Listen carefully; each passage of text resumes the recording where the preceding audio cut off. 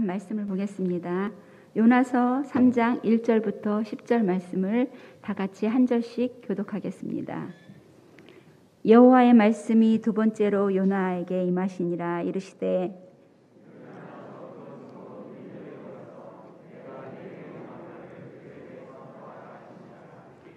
요나가 여호와의 말씀대로 일어나서 니느웨로 가니라. 니느웨는 사흘 동안 걸을 만큼 하나님 앞에서 큰 성읍이더라.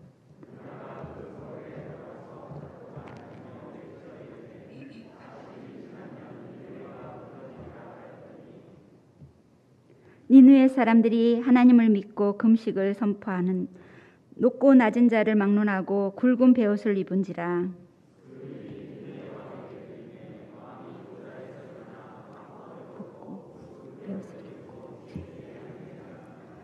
왕과 그의 대신들이 조서를 내려 니느웨에 선포하여 이르되 사람이나 짐승이나 소떼나 양떼나 아무것도 입에 대지 말지니 곧 먹지도 말 것이요 물도 마시지 말 것이며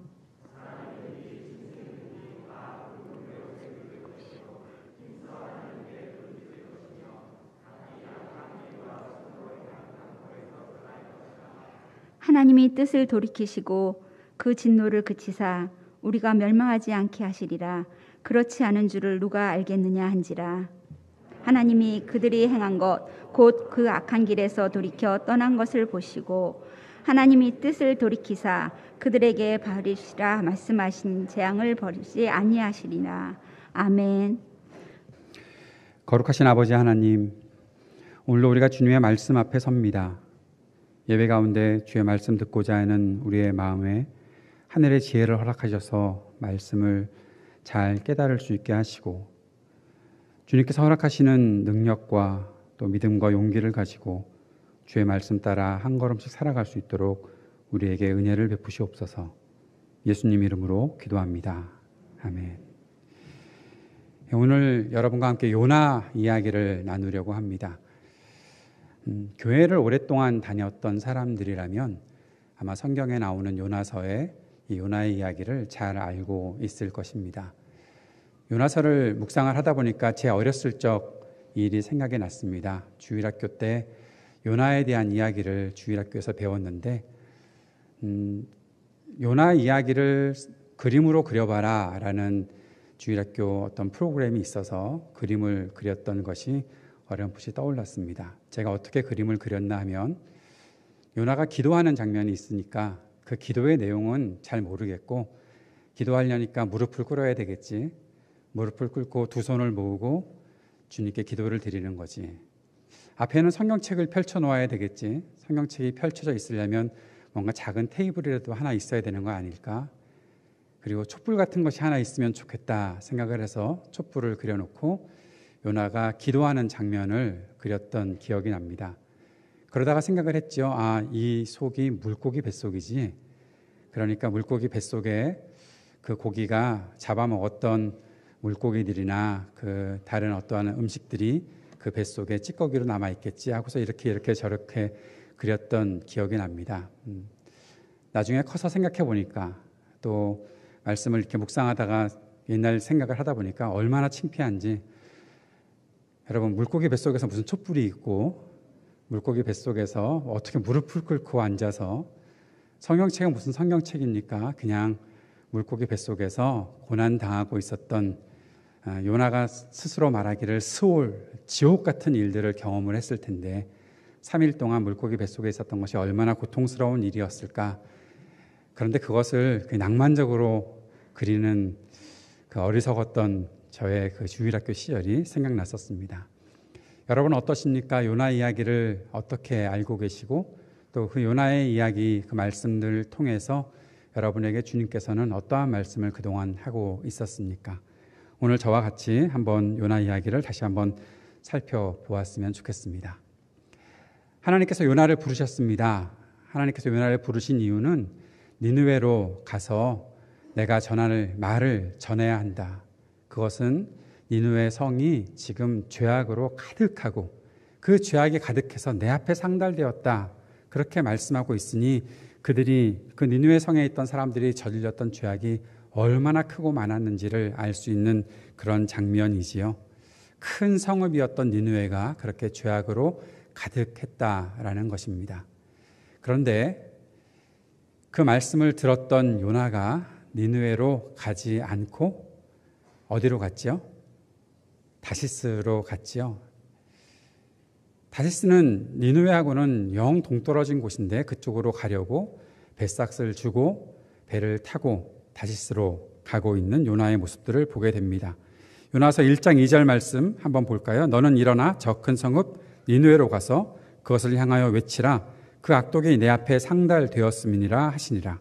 3절에 그러나 요나가 여호와의 얼굴을 피하려고 일어나 다시스로 도망하려 하여 욥바로 내려갔더니 마침 다시스로 가는 배를 만난지라 여호와의 얼굴을 피하여 그들과 함께 다시스로 가려고 뱃삭을 주고 배에 올랐더라.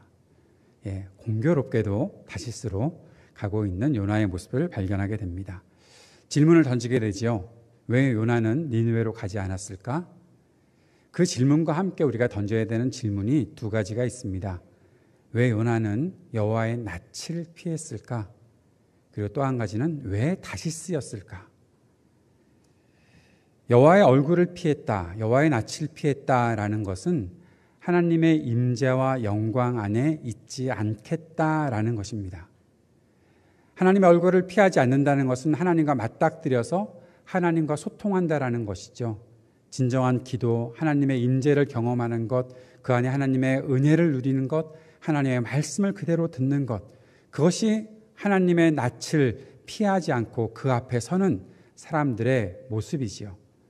그런데 지금 요나는 여호와의 낯을 피했다라는 겁니다. 그 말은 이렇게 표현할 수 있습니다. 나는 하나님과 소통하지 않겠습니다. 나는 하나님의 임재 그 영광 안에 있지 않겠습니다. 하나님은 나하고 말이 통하는 분이 아닙니다. 그리고 여호와의 낯을 피해서 도망치려고 한 곳이 다시스였습니다. 왜 하필이면 다시스였을까요? 당시에 니느웨는 국제 정세에 굉장히 큰 어려움을 겪고 있었다라고 볼 수 있습니다. 그래서 어떻게 보면 가만두어도 그냥 폭락할 수 있는, 그렇게 주저앉을 수 있는 그런 곳이었습니다. 그 곳에 가서 하나님의 말씀을 전하라는 것에 요나는 마음이 기쁘지 않았을 것입니다. 가봐야 전할 말은 너희들 죄악을 저질렀으니 돌이키라 라는 그런 말이고, 그 말 듣지 않을 니느웨 성읍의 사람들은 결국에는 멸망해 버릴 텐데 뭐 내가 가서 그렇게 하겠는가. 하나님의 역사가 뭐 뻔한데, 하나님께서 나에게 보여주셨던 역사들이, 내가 하나님으로부터 들었던 말씀들이 뻔한 일인데 뭐 그렇게 지루하게 그 일을 하러 내가 니느웨까지 가야 할까? 거기에 비해서 다시스는요, 열왕기상 말씀에도 그런 것을 잠깐 볼 수가 있는데, 솔로몬 시대에는 다시스가 굉장히 금과 은이 많고 상아나 고귀한 것들이 많고 뭐 공작새라든지 원숭이 등등 아주 신비한 동물들이나 그런 것들이 많아서 그런 것을 해상 무역을 통해서 오갔던 그런 곳이었습니다. 그러니 결국 그 다시스에 대한 요나의 생각은 지금 조금 더 앞을, 또 미래를 향해서 발전할 수 있는 곳, 그곳에 가면 뭔가 새로운 일이 시작될 것이고 뭔가 모험을 할 수 있는 그런 곳, 그런 곳에 내가 가는 것이 마땅치 아니하겠는가. 그런데 마침 공교롭게도, 우리가 자주 쓰는 말이죠. 마침 공교롭게도 다시스로 가는 배가 있었고 뱃삭을 딱 맞게 주고 그 배를 탈 수 있었던 것이 요나였던 것이죠. 사랑하는 여러분, 여러분 같으면 어떤 결정을 하시겠습니까? 목사인 저에게 질문을 해봅니다.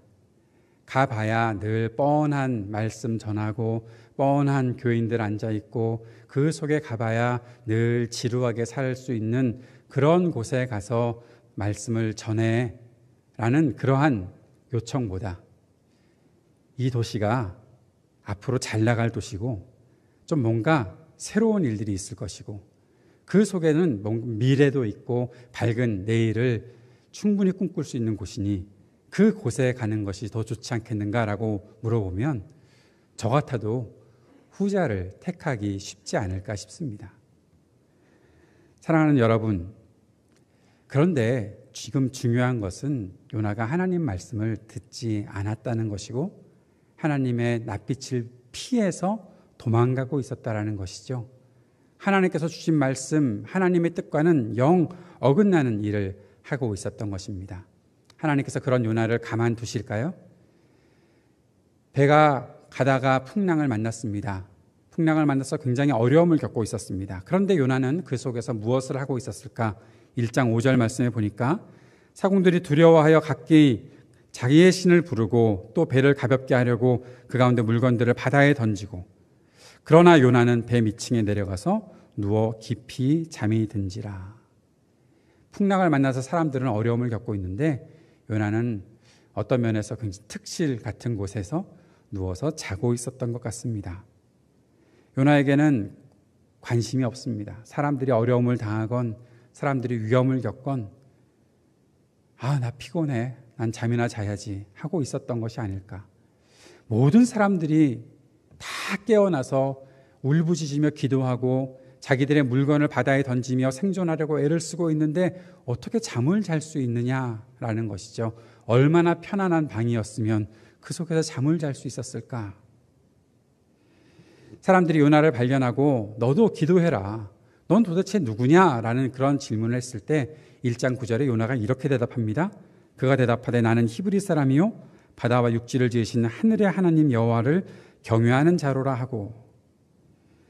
저는 이 본문을 읽다가 피식 웃었습니다. 하나님을 경외하는 자다. 사랑하는 여러분, 하나님을 경외한다는 것은 무엇입니까? 하나님을 경외한다는 것은 보통 하나님을 두려워한다는 말과 같이 쓰이는 말인데 이 두려움이라는 것이 하나님을 경외한다는 것이 굉장히 특별합니다. 무엇이 특별한가 하면 두려워하면 피해야 되는 것이 정상인데 하나님을 경외하는, 하나님을 두려워하는 사람은 하나님께 가까이 가게 되어 있습니다. 그래서 아무나 하나님을 경외한다고 말하지 않습니다.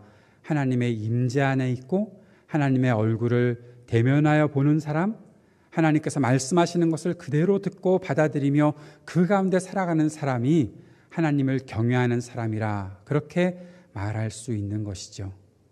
그런데 요나는 지금 뭐라고 합니까? 나는 히브리 사람이야. 너희 히브리 사람이 어떤 사람인지 알아? 하나님께서 선택하신 백성들이야. 하나님께서 함께 하시는 백성이라고. 나는 그 가운데서 천지 만물을 지으신 하나님을 경외하는 사람이야. 자신의 패스포트에 있는 자신의 자격증만 내세우고 있는 것이죠. 자신의 삶은 하나님을 경외하는 것이 눈꼽만큼도 없었으면서 자신은 하나님을 경외한다라고 말하고 있습니다. 그러한 요나 그 모습과 지금 나의 모습은 어떻게 다른가? 혹시 비슷하지 않은가? 하나님께 날마다 예배한다고 나와서 하나님께 기도한다고 날마다 무릎을 꿇으면서 하나님의 말씀 묵상하겠다고 수시간을 보내면서 나는 하나님과 정말 대면하고 있는가? 나는 정말 하나님의 말씀을 그대로 순종하려고 애쓰고 있는가?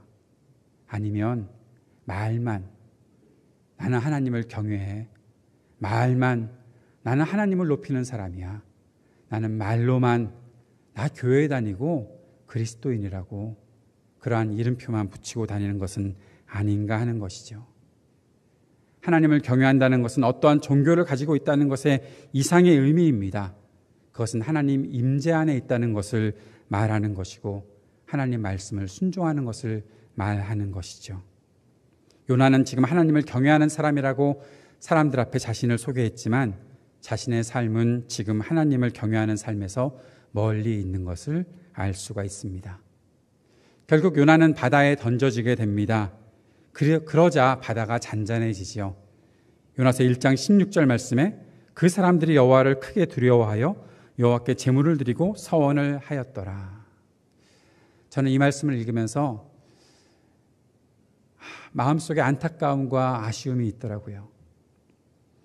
요나가 정말 하나님을 경외하고 정말 하나님의 말씀에 순종하고 그 말씀을 그대로 행하며 살았던 그 모습을 통해서 사람들이 하나님을 믿게 되고 알게 되고 하나님께 서원하며 주님을 경배하고 살아갈 수 있었다면 얼마나 좋았을까?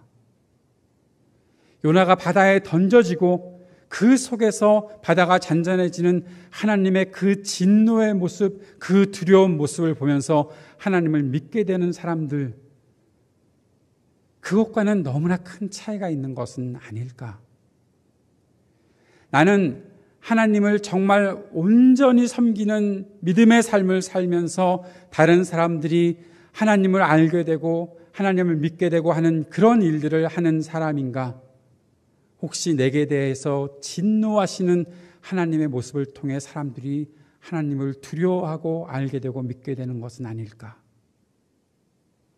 사랑하는 여러분, 여러분이 주님의 은혜와 복을 누리는 그 모습을 통해 수많은 사람들이 그리스도 앞에 나올 수 있는 은혜가 있기를 축복합니다.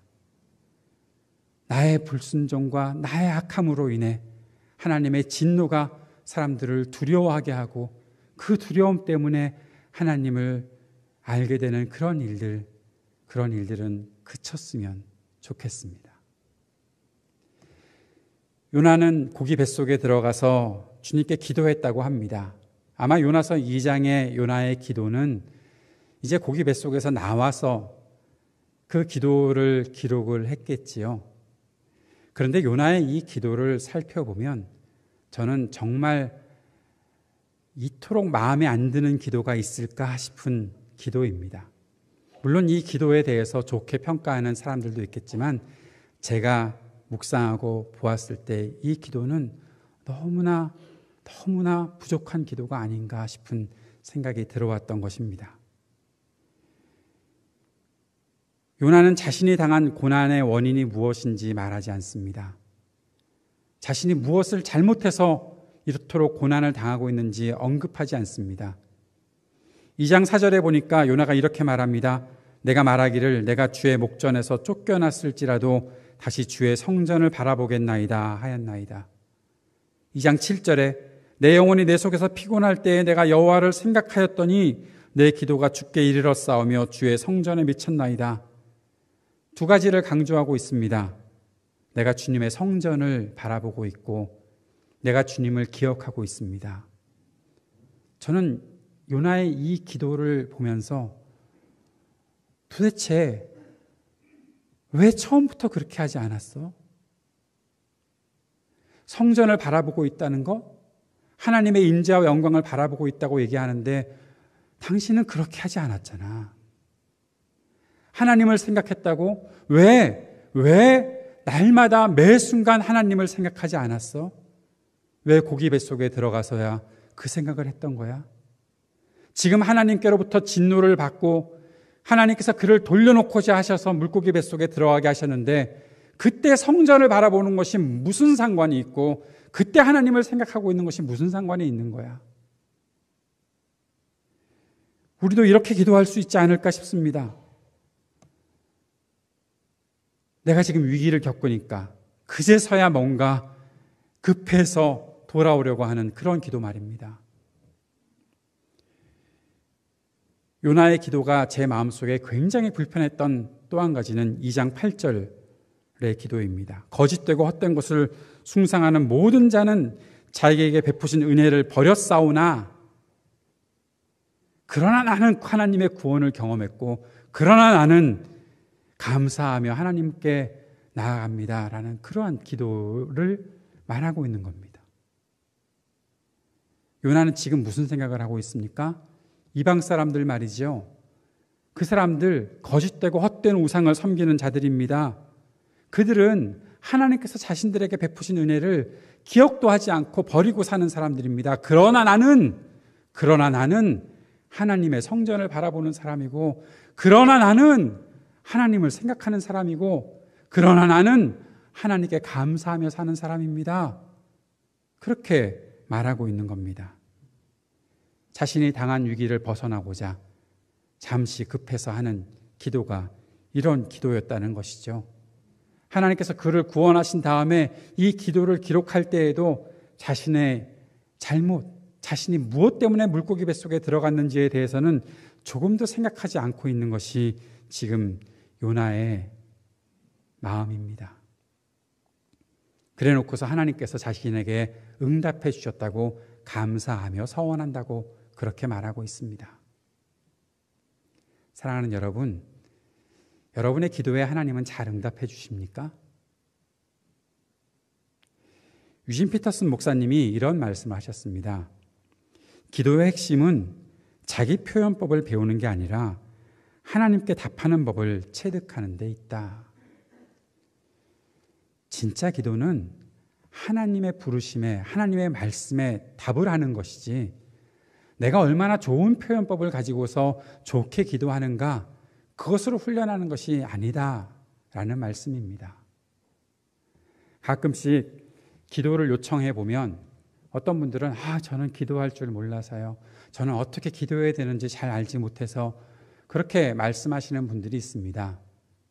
그런데 기도는 내가 어떠한 표현법으로, 어떠한 단어를 써서, 어떻게 사람들 앞에 내가 좀 더 훌륭해 보이는 그러한 문장을 만들어서 기도하는 것이 중요한 것이 아니라, 하나님께서 나를 왜 부르셨는지, 하나님께서 나에게 왜 말씀하시는지 그 사실을 깨닫고 그 앞에 응답하는 것이 기도입니다. 그 응답을 훈련해야 하는 것이죠. 그런데 요나는 하나님께 응답하지 않습니다. 요나서를 끝까지 읽어보십시오. 한 번도 하나님께 응답하지 않습니다. 그런데 그가 이러한 기도를 드리고 있는 것이죠. 이사야 6장 5절 말씀에 이런 말씀이 있지요.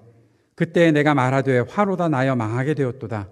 나는 입술이 부정한 사람이요, 나는 입술이 부정한 백성 중에 거주하면서 만군의 여호와이신 왕을 배웠음이로다 하였더라.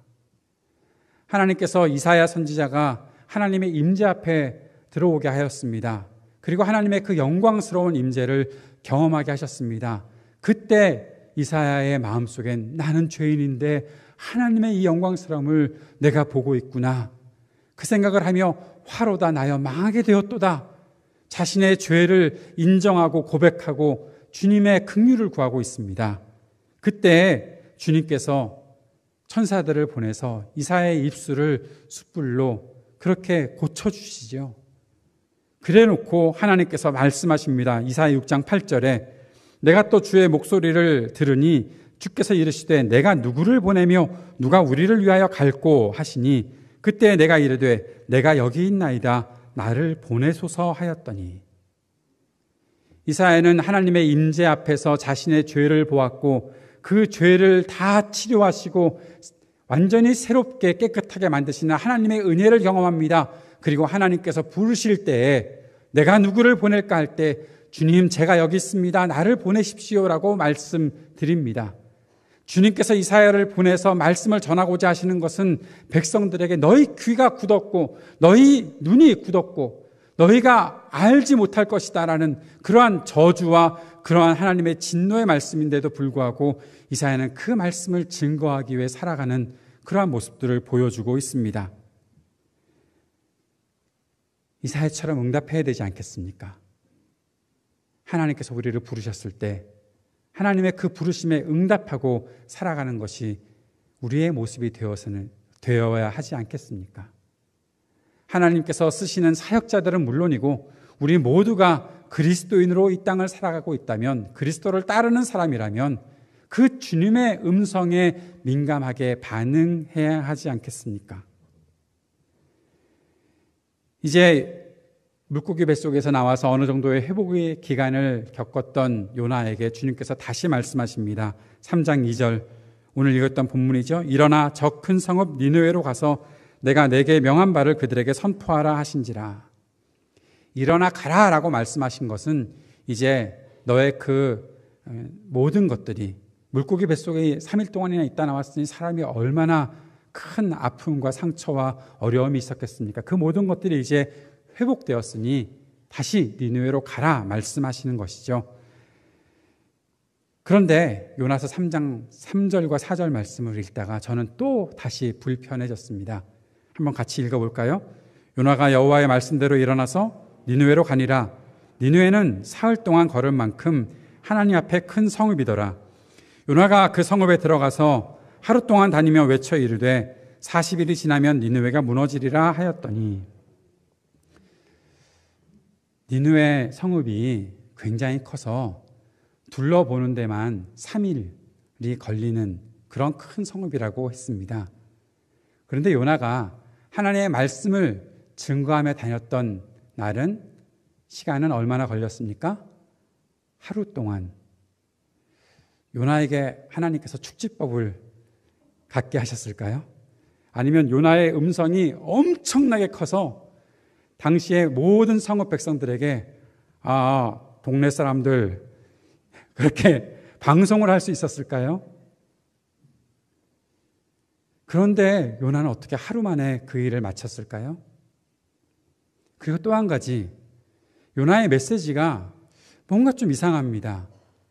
하나님께서는 분명히 1장에서 요나를 부르실 때 니느웨 백성들, 니느웨 사람들의 죄악이 너무나 커서 그 죄악이 너무나 가득해서 내 앞에 상달되었다 말씀하셨다면, 요나는 그 성읍에 가서 너희 죄를 지었어. 너희 죄를 하나님께서 보셨어. 그래서 하나님이 진노하셨어.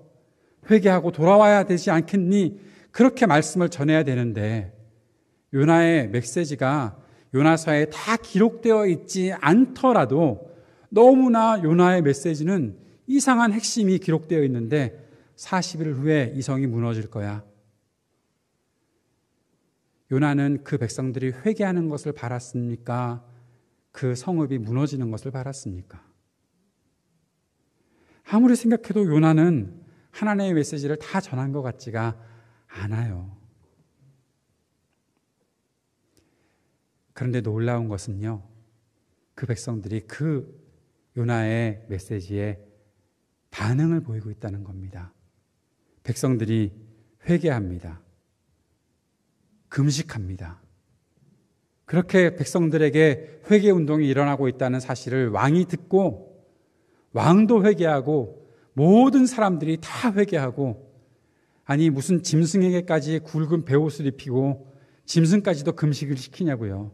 자기들만 먹지 않으면 되지 자기들이 키우는 가축까지도 먹을 것을 주지 않고 금식을 시키는. 그런데 3장 10절의 말씀에 보니까 이렇게 기록되어 있습니다. 하나님이 그들이 행한 것 곧 그 악한 길에서 돌이켜 떠난 것을 보시고 그들이 행한 것을 보셨다라는 거죠. 그들이 요나처럼 잠시 임시방편으로 자기가 빨리 위기에서 벗어나기 위해 기도하는 그 기도 소리를 들으셨다고 말씀하시지 않고, 이스라엘 백성들이 이집트에서 고통당할 때 그 고통의 소리를 들으셨고, 그 고통의 소리를 들으신 하나님께서 그들을 구원해 주셨다는 것을 분명히 우리는 보았는데, 이제는 니느웨 성의 사람들이 행하는 것을 보시고 하나님이 뜻을 돌이키사 그들에게 내리리라고 말씀하신 재앙을 내리지 아니하시니라. 설교자로서 가끔 이 본문을 읽으면서 하나님, 제게도 이런 일이 일어날 수 있게 도와주십시오. 제가 오늘 한 3, 40분 설교하고 떠나지만 하나님의 역사는 30년, 40년 영원히 역사되는 일들이 나타나게 해주십시오라고 그렇게 기도도 해볼 때가 있기는 합니다. 나는 애를 조금 쓰더라도 큰 역사가 일어나기를 바랍니다. 하나님이 그렇게는 안 하시더라고요. 그런데 요나한테는 왜 이런 일을 보여주셨을까요? 사랑하는 여러분, 그러면 그 정도 되면 하나님께 감사하고 하나님 정말 이렇게 하셨습니다 라고 해야 되는 것이 정상 아닐까요? 4장 1절에 보면 요나가 매우 싫어하고 성내며, 아니 지금 하나님의 역사가 일어나서 니느웨 성이 하나님의 재앙을 받지 않게 되었는데 요나가 화를 냅니다. 요나서 4장 2절 말씀을 한번 봅시다. 여호와께 기도하여 이르되 여호와여, 내가 고국에 있을 때 이러하겠다고 말씀하지 아니하였나이까? 그러므로 내가 빨리 다시스로 도망하여 싸우니 주께서는 은혜로우시며 자비로우시며 노하기를 더디하시며 이내가 크시사 뜻을 돌이켜 재앙을 내리지 아니하시는 하나님이신 줄을 내가 알았음이니이다. 아까 우리 권사님 찬양하실 때 하나님은 노하기를 더디하시며 그렇게 아름다운 모습으로 하나님께 찬양하고 고백하는 것이 정상인데 요나의 이 말은 뭔가 비아냥되는 것 같습니다. 하나님 정말 은혜로우시네요. 자비로우시네요. 노하기를 더디하시는 분이시네요. 은혜가 크셔서, 인애가 크셔서 그 뜻을 돌이켜서 재앙을 내리지 아니하시네요. 하나님, 내가 그런 하나님이신 줄 익히 알고 있었거든요. 그래서 내가 다시스로 가려고 했던 거예요. 여기 와봐야 뻔하니까. 하나님의 일이 뻔하면 하나님의 일을 내가 안 봐도 됩니까? 하나님의 일이 너무 뻔하고 늘 반복되는 지루한 일이면 내가 하나님께 대해서 감사하지 않아도 됩니까? 하나님께서 역사하시는 것이 내 기대와 딱 맞았네? 어머나. 그러면 그냥 하나님 원래 그러신 분이지 그렇게 하고 넘어가도 됩니까? 우리가 바라는 것은 무엇입니까? 요나가 바라는 것은 도대체 무엇입니까? 자신의 예측 속에 모든 것이 다 있어요. 자신의 계획 속에 모든 것들이 다 있어요. 아니, 그것보다 못하다고 하나님을 그렇게 자꾸만 비아냥거리고 비웃고 있는 것 같아요. 나 좀 더 새로운 일을 해보려고 다시스로 가려고 했었거든요. 하나님하고 내가 말이 통하지 않는다고 생각하고 하나님의 낯을 피해서 내가 도망가려고 했던 거 아닙니까? 그런데 하나님 결국에는 이렇게 되네요. 하나님께서 요나에게 네가 화내는 것이 합당하냐? 4장 4절에 여호와께서 이르시되 내가 성내는 것이 옳으냐?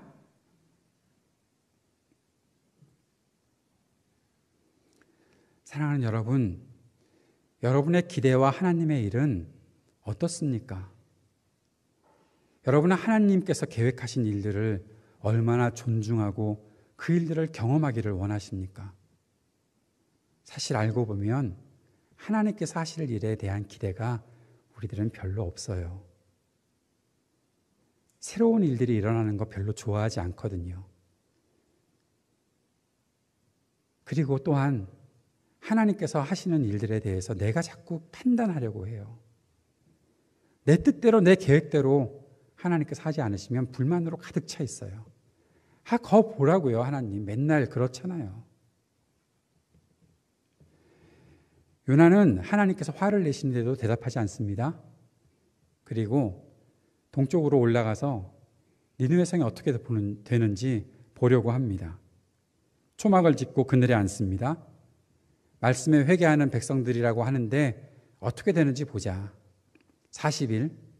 아마 요나가 하룻길 전하고 이러한 일들이 일어났으니까 앞으로 며칠이 남아있을지 모르겠는데 너희들 그렇게 회개하는 거 언제까지 가나 보자 하고 아마 자리 잡고 앉았던 것 같습니다.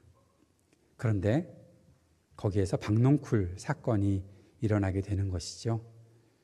뜨거운 동풍이, 뜨거운 볕이 있을 때 하나님께서 박농쿨을 준비하셔서 요나를 그늘로 덮어주었더니 그것 때문에 너무 좋아합니다. 정말 유치해서. 그런데 다음날 아침에 하나님께서 박농쿨을 싹 없애버리시니까 뭐라고 합니까? 나 죽어버릴래. 그렇게 얘기합니다. 요나는 죽겠다는 말을 너무 쉽게 합니다. 나 죽어버릴래. 날 바다에 던져. 그러면 되겠지 뭐. 아마 요나서 4장에 나타나는 요나가 죽겠다라고 말하는 것을 가만히 보다 보니까 1장에서 자신을 바다에 던지라고 하는 그 장면도 예사롭게 들리지가 않습니다. 하나님 앞에 내가 희생해서 이 사람들을 구해주겠습니다라는 거 아닌 것 같습니다. 그래, 내가 하나님 앞에 하나님의 뜻을 내가 어겼어. 그래, 나 바다에 던져버려. 차라리 내가 없어지고 말 거야. 그렇게 하고 있었던 것은 아닐까? 저의 상상입니다.